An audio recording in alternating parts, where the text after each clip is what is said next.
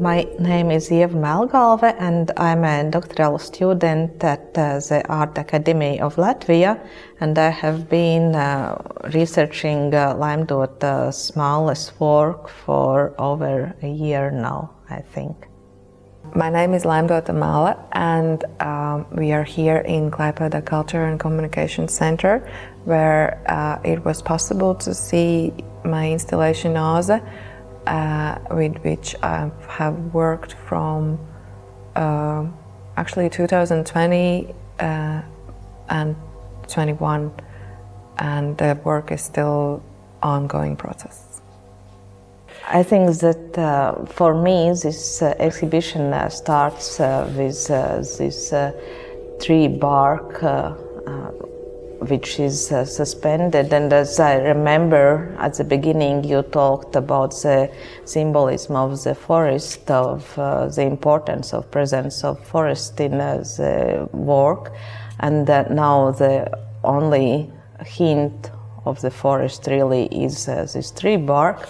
And for me it centers the exhibition around the idea of a fairy tale, but a fairy tale that has been retold and reimagined by an adult. So, and the fairy tale has always this ambivalence of horror and delight and fascination, and there is always this story about a child who goes into the magical forest and gets lost in time and probably returns years later.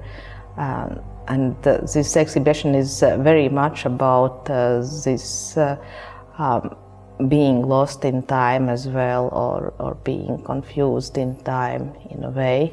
And definitely the time that is present here is not linear. And also this tree bark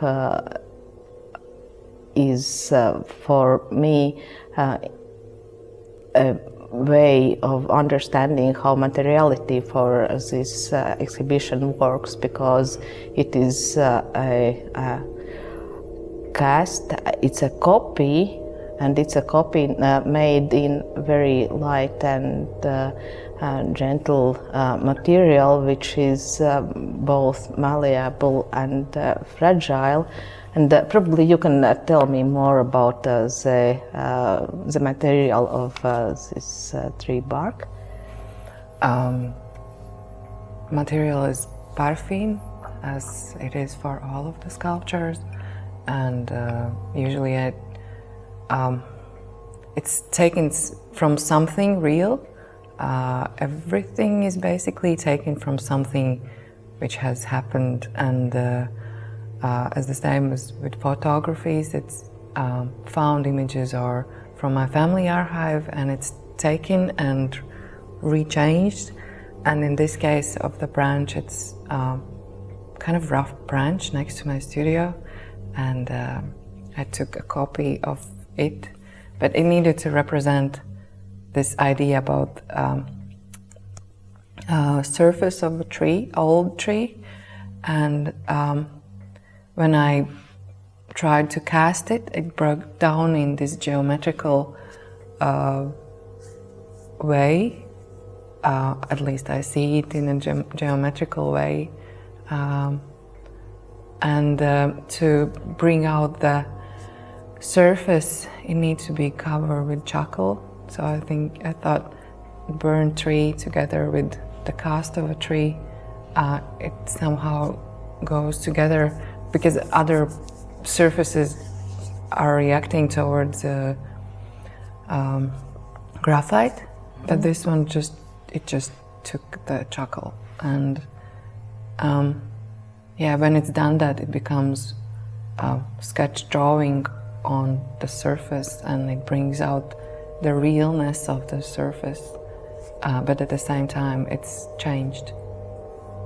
Yes, I think that this could be one of the key ideas, the ambivalence also between what is real and what is really real, and what is a copy of something that is real, but which is often very consciously fake and this uncertainty about the realness of things and about the realness of memory is very much at the heart of this work. But I think that from moving on from the tree bark, I want to speak about the wild animals, the wolves and the foxes, which are, I think, in two works in here, and they are linked to this fairy tale imagery very directly, since in all cases there is ambiguity as to whether they are playing or fighting, or is this real violence that should be taken seriously and not recast as a play or game. And I think that this is relevant both to childhood, which is often seen as playful, while it can indeed be our very first encounter with real violence and our own helplessness against the world. And at the same time, the things that are violent and painful are often the things that we have, in a sense, wanted, or it can be something that we are drawn to, and then we realize that we have actually gotten ourselves in a mess. And I think that in these copies of photographs or drawings of photographs, there is also very much this ambivalence of violence and feeding, eating, devouring and loving, and this link between the love and food becomes very very deep and also very disturbing in a way, because there is this fine line between enjoying food, enjoying love, and simply devouring the other person. And there's always some subliminal fear in these things. I think that from photographs we could move on to the understanding of how memory works, because I think that memory is also one of the main keywords of this exhibition. And as you remember, as we actually talked yesterday, that photography is one of those media that give an impression that we can have a sort of objective view of the world, while in reality, especially when we are interpreting the photographs that are not ours, that are not directly linked to our own memories, which is, for the viewers of the exhibition, all these works are not personal for them, so they have to interpret them.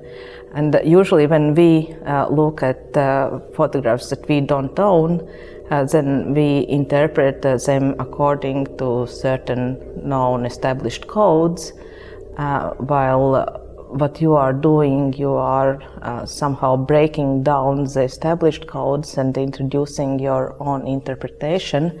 And probably you could talk about how does this photography, drawing, sketching work for you? So there's I have my family archive, and usually it begins by reviewing probably the images I have already seen. But there are a lot of photographies that I don't know from where are they. Like, I do know which my grandmother is, or my mom, or my grandfather, but at the same time, those are not my memories, so I can choose them by the subject matter. And then this redrawing process, I leave something which is definitely the main point for me in the subject matter, which needs to be there in the line of the storyline. And then some of the images are found. A few drawings are from missing children in Riga, and those portraits are a bit terrifying in a way, and at the same time I want to know what has happened, but I don't have the knowledge myself, so by recreating them, I'm trying to imagine, and it happens with the family archive as well. I'm trying to imagine, I'm rethinking these memories, and I'm inventing myself the story. And when they're put together, they're creating completely different notes, because I do think about them in a way that they're like a melody, or they give some sort of sounds like, oh, this is some sort of a little bit aggressive, it needs to be there. This is really mild and loving, but it needs to be put together with some sort of activator. It works with me like that for all of the works. It's like a composition in the melodic sense. For example, this work needs to be really real. It's the connecting point where you can go in and really connect it, or really challenge the idea of what is real or what is not real, and how they became the way they are. It can't stay completely in this space where there is no connection, but there needs to be some sort of connection points which kind of allows you to go inside the idea. But also there's always something uncanny in these photographs, in the originals, these feelings, what's happening, what is really happening. Sometimes the photography gives the kind of really casual sensation. For example, the portrait of the man eating, it's just a normal scene. It's nothing there. But when you render when you remake it, it's completely different. And sometimes these photographies opens up. Mm-hmm. And you can start to see there's one way how to translate it, and another. It just opened up. But sometimes it just closed down and it's not working. It's just this remaking process, or rethinking process. It makes it completely empty. So it depends, and I'm not sure if it depends on me. Fully, but maybe unconsciously. I think that this is not yet a good time to talk about the control and the loss of control over the materiality, but I really wanted to mention the idea that is expressed in this installation with the hand, which for me encompasses both the concept of trying to grasp the memory and trying to grasp the reality of the person that is who is slipping away, and also the act of releasing, and the way it's made. You never know whether the gesture is releasing or it's grasping, and this sensation of time that works kind of both ways, that we are living through linear time one time, and then in memories we are kind of moving backwards and forwards, and this memory is never stable, which is I think the scariest part about this work, that the memory becomes as the memory becomes actually more fragmented the more you try to put it together. I mean, in the process, I think that you started with pretty well-defined hand shapes, and when you started to put them together, they kind of disintegrated in the process of making the work. And it's really fragile. Yeah, it's fragile. It needs to be done with hot needle. I was thinking how it is when you just insert this hot needle inside the hand. But yeah, you try to stick it together and it collapses, and try to stick it together and it collapses. And then you need to let go. You need to let the form change, and form dictates the movement. And you never know if it's going to be successful or not. But it needs to be like explosion in a way. From this angle, when you look from the front, you can't understand even what it actually is. And then it opens up from the side and then explodes in a way again.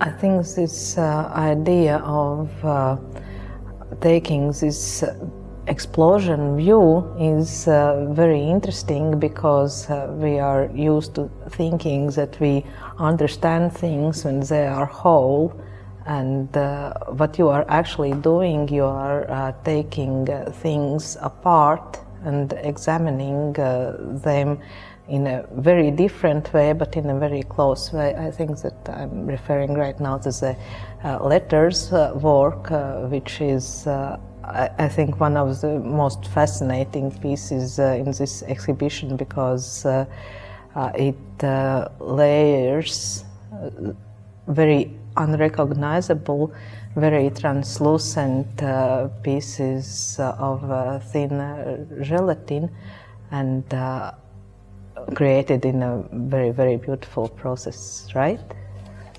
Please tell me about this again. So the process is to, I need to grow a paper which is completely transparent, and then I am putting on the image, and the paper, it's made from glues and gelatin, and it's like you're growing in the surface, and then the image is put it on. And I like the idea that when it's in between layers, you can see all as a sculpture in a way, but it's not a sculpture, it's like inner images. You can see levels of information, but at the same time, when it goes deeper in the light box, it hides, and when it's on top of each other, it hides as well. So when you see it, like lower parts are more clearer in a way. They're not that damaged at some point, but the perspective, in a way, it's air perspective layer, which are not allowing you to see. But when it got a bit higher, you can see it clearer, but it's interrupted in a different way. It's broken, or it's smudged, or it's disappeared in somehow, in some way. So I think that one of, like, this piece is more introvert than the others. It's hiding in so many levels. You can't clearly get to this information. You can get some sort of materialities, maybe you can see. You can't read the words, but they are there, but it's different type of language, or it's idea about some sort of noise or some sort of words, but you can't get to them. But it does the same thing. For example, when you see hall, it's actually, you can't understand it. Similar to the work. When you see whole of it, you can't see it, but when you see it from the side, you can start to read it. But from which direction and how it works, it's a bit. It depends on the viewer how he wants to read it. I think this is also how the memory works, the actual human memory, because when the event happens, then at least in theory the memory should be the clearest. And as we remember the thing happening, and we are actually layering over the understanding, a better understanding of the event, because then we know the context, and then we kind of can see it better, but at the same time the original impression is deeper away. And in a way, the more you understand what really happened at some point, the less you remember the actual event. And then this is, I think, that how it works with letters, that you are simultaneously aware, which we are in real life, we are usually not so well aware about the complications of memory, that you are very, very aware that when you see these layers, you kind of are both deepening your understanding and both obscuring the original impression, if there ever was one. But also the impression, of course, is very, very important for this exhibition, because English language is very good for this, because impression means both something that you physically leave somewhere in the material, which is what happens to all your sculptural work, that these are impressions of impressions, and at the same time it's an impression that is left in your mind, which is not the original, and the original is very often lost in the process of imprinting, and it's sometimes a price that we have to pay for understanding things, that they are actually defragmented and lost in the process or in the time. And it's always a riddle. It's always a question of how much can we preserve and how much may we preserve. And when we preserve the effects of people, are we really remembering them, or are we remembering our memories about them? Which is a scary, scary thought. It's so amazing that this exhibition gives the first impression that you are entering a world of nice childhood memories that are perhaps naive, and then there is always this playfulness and then childishness about this, which I really, really like, the kind of openness to the world. And then when you think about it, it gets actually much scarier. And I think that the materiality of these works is also talking about the instability of everything, in a way, instability both of our memories and the instability of our existence, and which is of course very, very visible in this installation of the hand. But the story of this small, very realistic hand that is grasping the light, which for me, when I first saw it, the first version, then I thought that it is quite stable, and unlike other works, it is something that actually does not change and shift. And then you told me about why this work that is here is actually different from the one that we saw in Ventspils. Because it melted and baked a bit. the light was too hot. We created there's light completely under. So the idea was that, for example, if you put the hand against the light bulb, you can see the redness coming out. It was creepy when I was childhood, but because you can't see the bones, it's empty. It's like, but where's the bones? And then when you catch the light, probably you can see that all the hand is red inside and empty. And then I wanted to have this part where it's caught the light, but that light was so hot that it destroyed the realness of the hand, and it just looked like it opened. It needs to be flexed, so it looks a bit alive. It's like a moment catched, but when it melted, it was just like it just let go the light, so it didn't work anymore. So this is a bit quieter.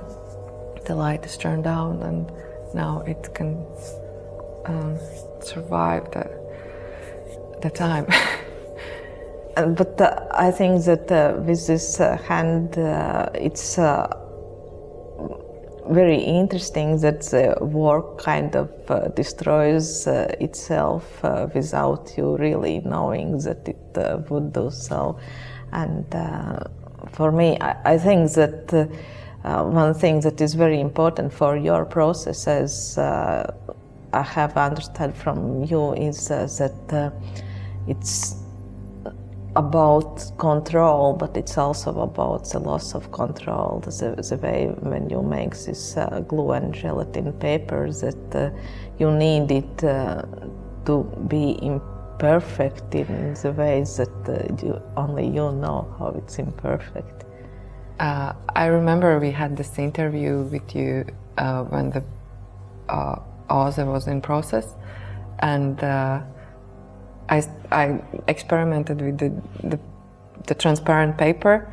It's not technically paper, but glue layer, and I started to master it so well that it was coming from the surface completely intact, and I was like, why it's not breaking?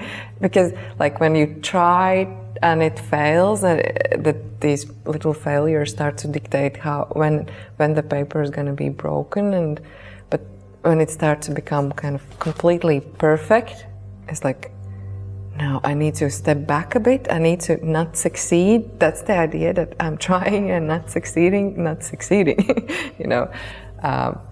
It's but then I stepped back, and there needs to be this fragility level, not too many coats, so it's not too strong. It needs to be stuck in this not distortion, but when it starts to be destroyed, but it's saved in a way. But also there are fake breaks, and then fake folds, which is also a recurring theme. And I think that this might be a theme that you might explore further in your work, that when you see that something is folded, then you never know whether it's an illusion or whether it's an actual fold. And in art, where we are so very much used to seeing illusions, in classical paintings, that everything should be an actual illusion, and you are questioning this boundary between the realness and the illusion in your technique, which I think is very, very important for the viewer to actually become aware that they are tricked in a way, but in a very gentle and understanding way, and that you are perhaps tricking yourself in the process as well. There are artificial shadows, artificial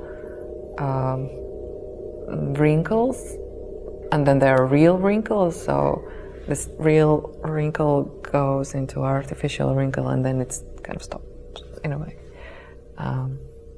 Yeah, I like to play with that. And I think that the last things that I would like to mention for this exhibition that was which is a small detail, but I think that it's for me very important, that the physical distance is also nearly always a temporal distance. The layers that are physically distant, they are representing also the distance in time, which is sometimes it's very, very visible, and then sometimes I have to think about it and remember it, that this time is represented in this static form, and that the time can always move both ways, and that those works are always readable both ways. For example, I think that with this folks fight or caring, loving work, which is in 4 layers, 4? 5. And so these layers are always readable in both directions, which is, I think, this idea of time repeating itself and then time moving like a record forward and back, and then having different meanings depending on whether you look at it from the past or the future, is one of those things that I think that we can really experience in the space of this exhibition. And I always kind of want to carry it outside in the real world, this understanding that the linearity of time, the idea that the past is gone and the future does not affect me yet, that this idea is a complete illusion, and that the future is always talking with my past and with my present, and that my past is always casting itself in my future.